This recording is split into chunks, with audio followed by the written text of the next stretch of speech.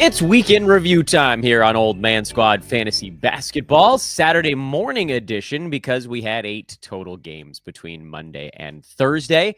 And frankly, we just needed a medium-sized card to actually have something that happened this week. I don't know. Logical as far as I'm concerned. I'm Dan Besbris. You can find me on Twitter at Dan Besbris. Besbris is that last name. Old Man Squad on the new Blue Sky Network, which does seem to have sort of leveled off a bit after a rambunctious start. I guess it's been around longer than that. Please hit the like button as you're settling in. Subscribe to whatever we're doing here at the Old Man Squad Sports Network. And if you're listening on Apple or Spotify after the fact, throw that 5-star review upon it. This is the Weekend Review Show. If you guys are unfamiliar with this particular type of show on that we do here on Old Man Squad, basically just go through everything that's happened over the last, typically it's like 3 to 5 days. This week it's going to be the last 5 or 6 days. The ads, the drops, the holds, all that stuff. Just a full week reset. Guys that should and should not be on your fantasy team, kind of overarching thoughts on players that are slumping or hot. And we try to cover almost everybody, including a actually much shorter this time around list of injury replacement players. And really the only good thing on the fantasy side to come out of the NBA Cup stretch is that because there are so few games, guys are getting healthy and other guys aren't getting hurt because nobody's playing right now. This show is brought to you by our buddies at Bet Online, the world's most trusted betting platform and your number one source for online betting. They've got the earliest odds and in-game live betting, plus the ability to watch the action as it's happening. You can bet on everything from football to the NBA and college basketball, NHL and UFC. So head there today and don't forget to use promo code BELIEVE, BLEAV, for your welcome bonus on your first deposit. Bet Online. The game starts here. I'm recording in the morning, so today, instead of my water cup, I have a glass of orange juice on the show. Let's get cooking. Stupid NBA Cup week pushed this sucker to Saturday, so we needed more games, so let's talk about everything that happened throughout the week. Injury replacements are first, and it's actually going to fit on one page today for those that are watching along. That's a glorious turn of events. We have under 20 names on the injury replacement board, and these are in roughly order of confidence. Not exactly. I cut and pasted them from sort of the chunks that I have on the attached Google sheet that's in the show description. It's got, I try to keep that updated as best I can, but I'll admit that it's an imperfect science. But it is updated as of, I guess that would be Friday afternoon. So whatever news breaks on Saturday morning, I'll try to get that in there as well. So far, there has not been any yet today. Robert Williams, if he ever comes back from his concussion, is up near the top of the board. Of course, DeAndre Ayton and Donovan Clingan are slowly working their way back. Donovan played, they're easing him back in off his knee sprain. He played 17 minutes in his return. DeAndre Ayton was out with a cold, and that'll be happening because the Blazers are not exactly in win now mode. Goga Bitadze is crushing right now with no Franz and no Paolo Banchero around for the Magic.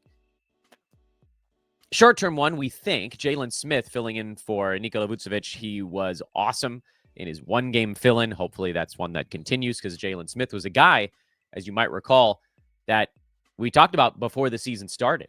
And when I say we, I mean me and other analysts on this podcast. I think Matt Smith was one of them who had his second child right in that window. Congrats, Matt.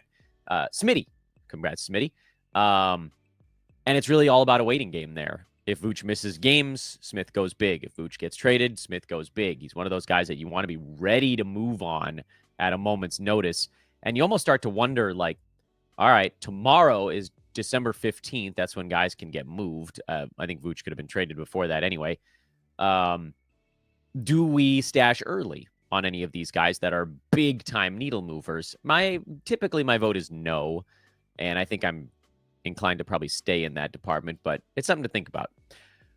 Rui Hachimura did not have a great game against the Wolves, but he's a fill-in with LeBron out. We don't know how long that's going to be. JJ Redick saying no when he knew LeBron was going to be back. Malcolm Brogdon was the fill-in for Kyle Kuzma, but he got hurt. So then Justin Champagnie stepped up, and he's the fill-in for sort of that like nesting doll of injuries / whatever you want to call it in Washington. Grady Dick with Quickley and Barnes both out again is back to playable. Jonathan Kuminga is an injury replacement for Andrew Wiggins, who might still have value when Wiggins comes back. We will see about that. But at least in the meantime, you can just hold him and play him while Wiggins is down, and then, try to we've talked about, I need to come up with a better name for it, but right now it's called an injury play with benefits. Maybe it's something that sticks. Benedict Mathurin is moving down the board here. He was better last night, but generally he's been much worse after a pretty hot 2 or 3 week start to the Aaron Nesmith, which has become kind of a marathon fill-in session. Al Horford had a bad ball game, but if Tatum and Hauser are both still out for the Celtics' next one, I would feel pretty comfortable playing Horford. Vasilije Micic is your fill-in for LaMelo Ball. It's basically an assists play who didn't get as many of them in their last ball game. I don't know if the Miles Bridges return had maybe a little something to do with that, but I think if you need assists, he's probably still an okay direction to go.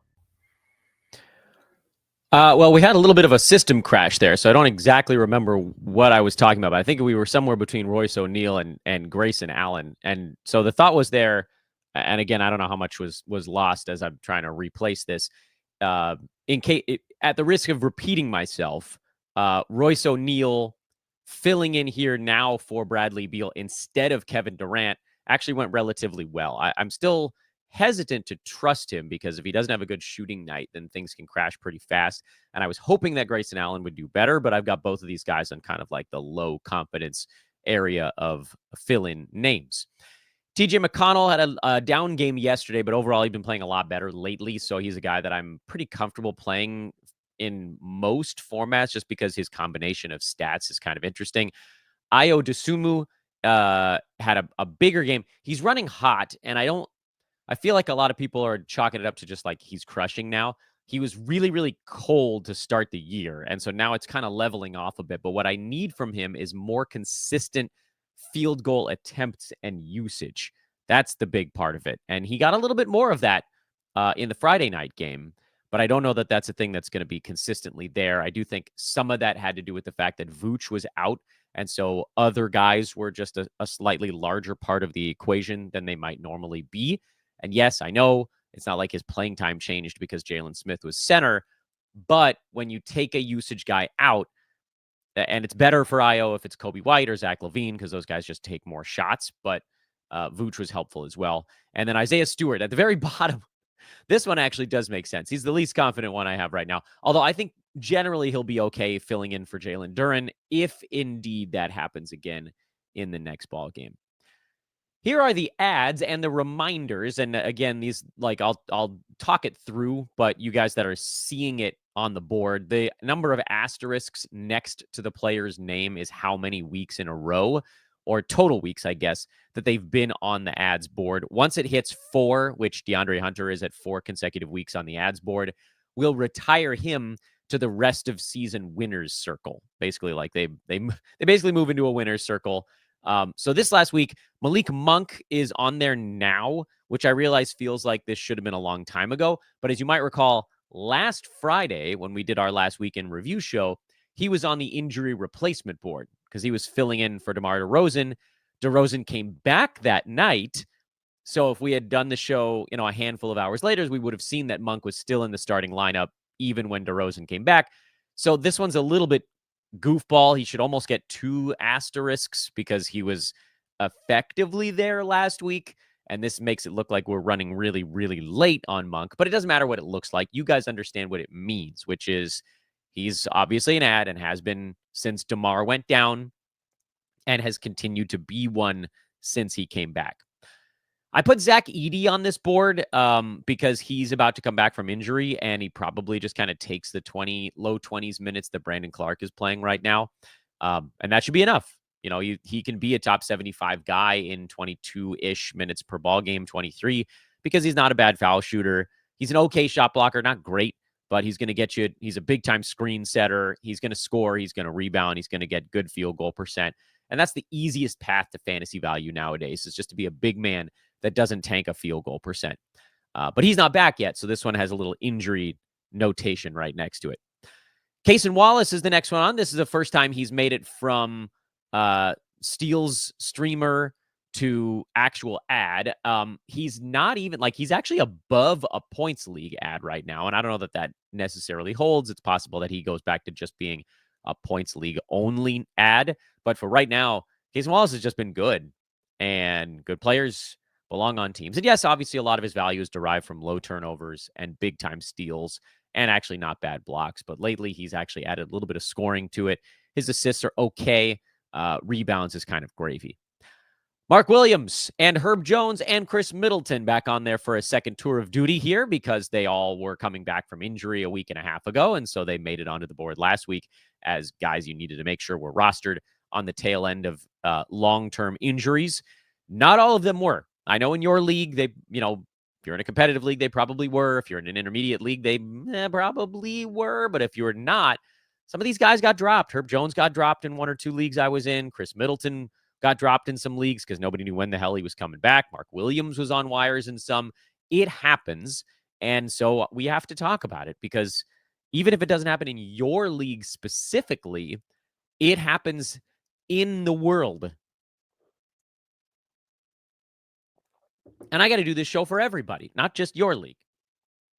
Whoever you are that's feeling annoyed that I'm talking about these guys. Hey, good news too on the Mark Williams front. He started in their last ball game. He still only played 17, 18 minutes, but that's big time up from the 8 and then 11 that it seemed like he was kind of stuck at. When he hits 20, he's pretty close to a top 100 guy. Pretty close. 21, 22 maybe. But we saw last year, 27-ish, 26, 27 minutes, and he can push top 60 value. And he probably, and he's going to need to get his sea legs underneath him, but he's probably gotten better. I know he hasn't played a ton, but I'm sure he's been practicing. Guys just get better when they're young and they're around NBA guys. And then the other two, Herb, yeah, he's a go. Khris Middleton, we got to get his minutes up over 24, and then we'll start to think about it. Yves Missi is back on the board again. He's looked really good over the last 2.5 weeks or so. He's another one where he became an ad as the stars started coming back for the Pelicans when his job became much simpler. Go rebound, block shots, and dunk putbacks because people are going to be paying attention to DeJounte Murray and CJ McCollum and Trey Murphy and so on and so forth. And so that freed him up to go do the stuff they really wanted him to do that he couldn't do so much when teams weren't worried about whatever weirdos they were running out there. So there was always somebody to box out Missi. Now these guys are coming over. They're trying to help onto better players, and he's free to go roam. And then, as I mentioned, DeAndre Hunter, 4 asterisks on DeAndre. He will be a rest of season winner's circle play by next week. Couple of updates on guys that have been on the ads board over the last few weeks. Mike Conley, I wanted to make sure that he's got 2 asterisks. He's in the soft hold department. Minnesota's playing very good defense, but their offense is still a wreck. And Conley still can't shoot. And I don't know that I fully understand what's going on with Mike, why he has forgotten how to shoot. But he's in a position where all the other stuff, when the field goal percent comes up from 35, which is basically punt field goal guy this year, to just very small negative, he'll be inside the top 100 with that nice, he always has a decent assist to turnover ratio and he'll hit you some threes. But the field goal percent has got to get better. It's got to get better. So he's a soft hold. Time to worry is the marker on Bogdan Bogdanovic, who I had on the ads board 3 times in a row because it looked like he was kind of slowly ramping up. And it actually kind of looks like he's plateaued a little bit right now. And I don't know if that's anything to do with injury recovery or if it's just that the Hawks are playing really well. And so he's not kind of guaranteed stuff on a night-to-night basis. But I'm barely hanging on to Bogey at the moment. Barely. And then 3 guys that have been on the ads board a few times at least: Jonathan Isaac, Robert Williams, and Andrew Wiggins. These guys have all been injured over the last week. So I just sort of put them in frozen carbonite. They're in stasis. We will figure out where they belong next week because I'm guessing all 3 of them will be back by the time we do another one of these shows next Friday. Nothing to add on those guys. Let's keep going. Probably throw a commercial break in there. YouTube. Other pod channels. This would be a good time for it. or where my computer's gone totally on the fritz the last 24 hours. Here's the winner's circle, by the way, just in case you guys are wondering who's in there. Christian Braun and Dyson Daniels were the easiest ones. Although, again, I have to put this disclaimer. Dyson Daniels was on the top of our Flyers board going into drafts. So if you followed this podcast, you should have him. In addition to the fact that we talked to about 4 different analysts leading into the year that were like, Dyson Daniels is my sleeper of the century. I forget which 4 it was, but I know Kingy was in there. Was Palio in there? I think. I forget. Smitty. I don't know. You guys can go back and watch all those. I don't have the patience to go back through. But a lot of folks that were on this show, myself included, were like, you got to get Dyson. Same thing with PJ Washington. For me, he and me and Palio were on the PJ train on the show. And again, I can't remember if anybody else was. I don't think so. So Tari Eason, PJ Washington, Dyson Daniels, Christian Braun, and then Bilal Coulibaly, who was off this board for a week because he had hit such an unbelievable shooting funk, but he's back in there again. He's looking really good. And you could see from all the peripheral stuff that, like, as soon as the field goal percent started to level back off again, we didn't need him to shoot 55% or whatever he was doing at the beginning of the year. We needed like 45%, and he's at 44, and he's startable right now. He's right at the edge of the top 100. That's a winner's circle play. I don't care what you say. I say winner's circle play. Okay, let's get into the holds, the drops, all that good stuff. These are the clear holds to me right now, and a couple of these are just like, why are you even putting them on the list? Braun, Christian Braun, and Peyton Pritchard. I don't think you guys are going to argue with me on those ones. Drew Holiday, kind of showing signs again with Holiday. He's up to 122. Still can't get the defensive stats quite where we need them. Field goal percent is also down. So there's all these things that are going to level off for him over the next, I would think, 10 to 15 games. And you're going to want to be there when they do. Naz Reid, who has been decidedly quiet so far this year. He's like the king of the fillers at the moment at number 106. That's startable in most 12-team formats. And as soon as anyone, we said this on a recent podcast, as soon as anyone on the Wolves gets hurt and has to miss a game, Naz is going to go big. Gobert misses a game, big Naz Reid. Julius Randle misses a game, big Naz Reid. Jaden McDaniels misses a game, big Naz Reid. There's all these pathways for him to get more stuff. I frankly believe that Anthony Edwards missing a game would help him too. But so far, the only guys that have missed any time are the small guys, and that doesn't really impact him. So hang on. This is what he's doing with every roadblock in the way. And it's kind of a similar note to like Amen Thompson, who we talked about with, who the hell, which analyst was that earlier this week? My brain. Anyway, Jabari Smith Jr. is on the clear holds board right now because Tari Eason was out for a bit, and so he was playing a little bit better. Yusuf Nurkic looks like maybe he's healthy for the first time. That would be significant because he's been really bad so far this year. But if he's actually getting healthy now, and I'm trying to think, like, is he inside? He is finally inside the top 200 at number 199. But his field goal percent is going to trend up. Free throw, probably not. The minutes is what we would need. We need that like 28, 29 minutes out of Nurk that hasn't been there so far this year.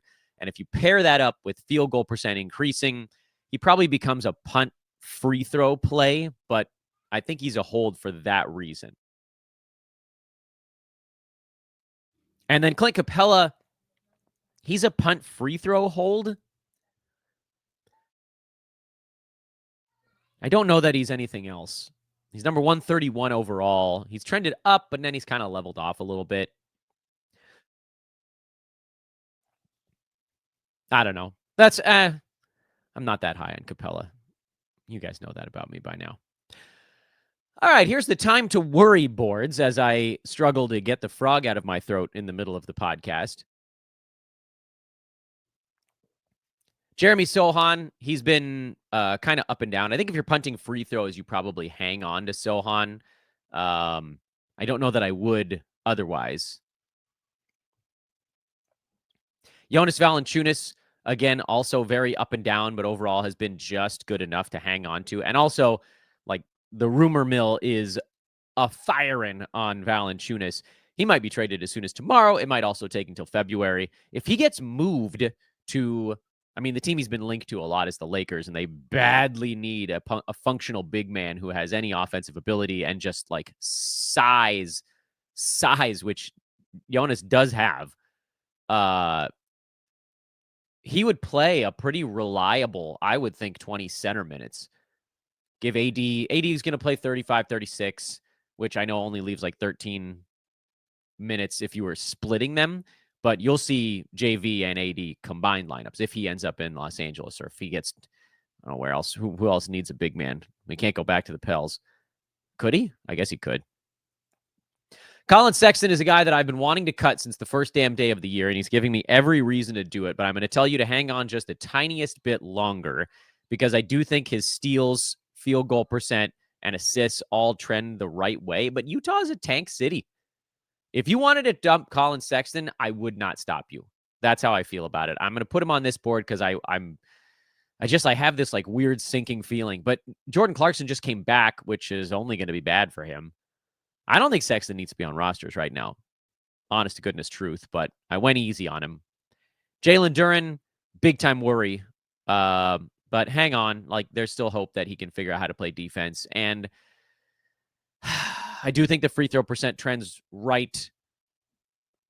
Good Lord, is a tough hold. D'Angelo Russell is also a very tough hold. This one, like, you made it this far, and the Lakers might move him. Like, it could be within a week, because they got to do something, because the sky feels like it's falling. They know their clock on LeBron is probably 1, maybe 2 seasons at this point. You got to do something, and D'Lo's part of that something. And Rui's part of that something, and Gabe Vincent is part of that something. And the Lakers are going to do something, and I got to think it's going to be soon. I don't think they want to wait until the All-Star break, because I think they know they don't have enough right now. They're slow. They're bad on defense when they're playing their regulars. Like, they can't play D'Lo, and honestly, they can't play LeBron if they want to guard anyone. So then they got to decide, are we defense? Are we offense? Onyeka Okongwu's on this board. I couldn't figure out where to put him, and I think I said this last week. He's really just a filler.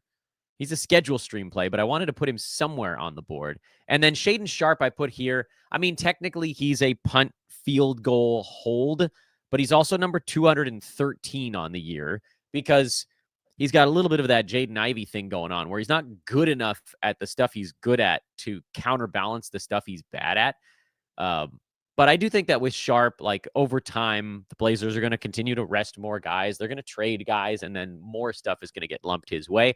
But I don't want anything to do with him unless I'm punting field goal, and I'm not.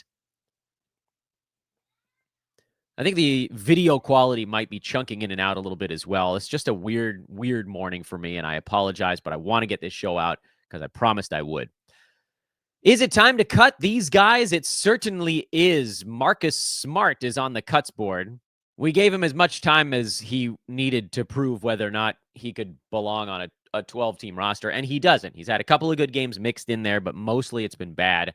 I don't think you need to hang on to Marcus Smart. I don't think you need to hang on to Terry Rozier in 12-teamers. Jaden McDaniels, I put on this list as a time to cut guy, but really he's just a play when hot dude, and you'll see him. He's on that next board as well. Jaden had a really big ball game against the Lakers. Then he goes quiet for a week. Then he goes big for a week. And he's fooled me many times over the years. I have been, I'll admit, the fooled few, because I just keep wanting it to be that time for him. The time for Jaden McDaniels to go get aggressive on offense and take some more shots and just be involved. And then he just disappears for a week. And at the end of it all, he's a filler level guy. Dante DiVincenzo's been absolute dog doo this year. You can drop him and not even worry about it. Wendell Carter Jr., not a good basketball player anymore. They've turned him into just a rebounding center, which ain't enough when you don't block shots. If you're going to be a rebounding guy, you better block some shots and shoot 70%, and he doesn't do those other things. I don't know why he's back on this list, but Dalton Connect, in case you were still hanging on for some insane reason. And then Jaden Ivey, who I've done long spiels on this show about why I don't think he needs to be on fantasy rosters. If you still don't believe me, just look at some of those recent games. The watch list is actually kind of fun this week. I haven't, it hasn't seen much of a facelift lately until this one. And the watch list now includes Lonzo Ball, who had, I would argue, probably his best game since, of the year, really. Best game in like 4 seasons. He had 10 points, 7 boards, 4 assists in only 19 minutes yesterday. And admittedly, they were playing the Hornets, so everything comes easy when you play the Hornets. Still, we know Lonzo Ball has an unbelievably fun and diverse fantasy stat set. And if he gets up to 24 minutes a game, then I'm all about it. And that's been my marker since the very first day of this season. Get me to 24, then we'll talk about it. Alex Caruso, same thing. Get me to 24, 25 minutes on Caruso. That's what I need out of him. If you can't get me there, then I don't want to deal with it. I don't know what to say, guys. I think things chunked out again, and I'm going to do my best to edit it together. But we were talking about Alex Caruso when everything went down, and we'll see if this thing can survive the end of this show. But this is a really rough time for me.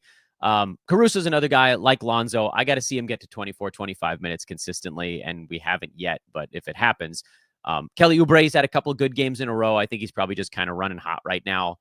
So I don't know that I would do anything with that. And then Denny Avdia. And again, like this one feels like guys just kind of running hot and cold. Keep an eye on it. I don't think you need to add there, but something to keep an eye on. Lonzo and Caruso are the ones that have the little bit more of a clear like minute distribution thing. And to me, don't feel like they're just running hot. Here's the Streamwall hot board. We've added a few names to it. We can go through it pretty quickly. In fact, I got to just get through this thing before my computer crashes again. Jaden McDaniels is the new name on the list. Then KCP, Santi Aldama, Jordan Clarkson, Lou Dort, Buddy Hield, Karis LeVert, and Malik Beasley. You've heard most of those names before. Jaden McDaniels is the new addition. He's the remix addition to this thing. Go ahead and deal with that as you see fit. You guys know me. I don't tend to chase these types of players, but like a Buddy Hield, when he runs hot, it's really obvious. And Santi Aldama's been kind of hot all year. So again, do with it as you see fit. And the active stash board is Alex Sarr, Robert Williams, and Stephon Castle. It's the same as it was the last time we talked about this. I'm going to get this thing wrapped up. I want to just get this show out to you somehow, editing, all that stuff. Do my best. Follow on Twitter at Dan Bespers, Old Man Squad on Blue Sky. Like, rate, subscribe. I got to get out before things crash again. I'm having a difficult morning. Thank you for bearing with me. Honestly, if you don't like the show, I don't care. It probably doesn't deserve it today. But thank you for everything you guys have done so far. Back tomorrow, if the computer allows, with a weekly preview show. Hopefully having 24 hours to work on the PC today will be enough to get that done. Pray for Dano. This computer's only a year and a half old. Pray for Dano. See you guys later.